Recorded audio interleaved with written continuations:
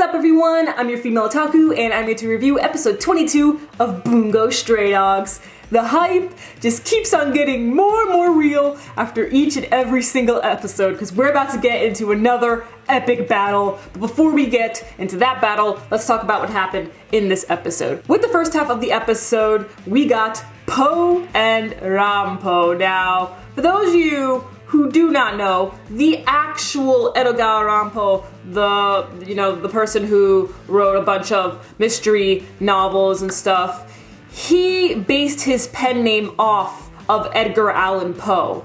So that's why there's this little dynamic between the two.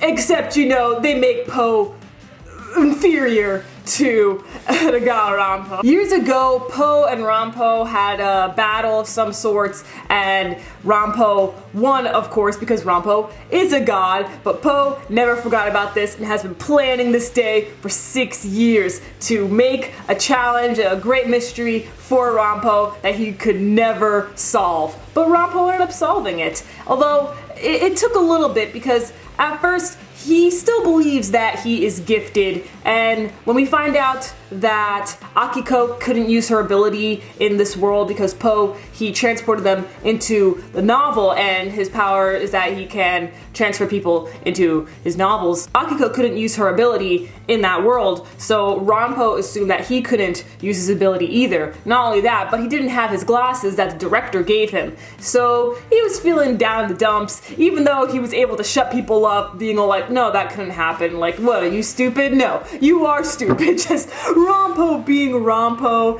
and Akiko is trying to get Rampo to realize that he is just naturally gifted even though he's not actually gifted, you know what I'm saying?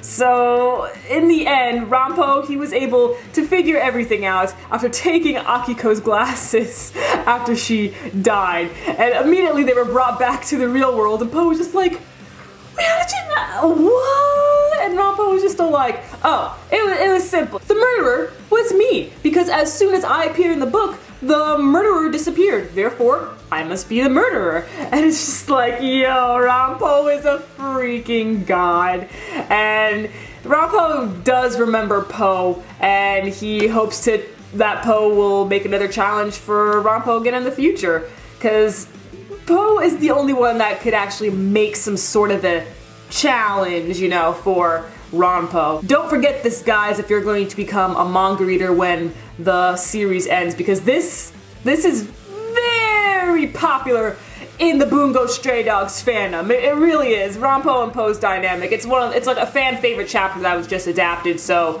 if you're planning on getting into the manga when you're done with the series, I highly recommend you not forget this whole scene here.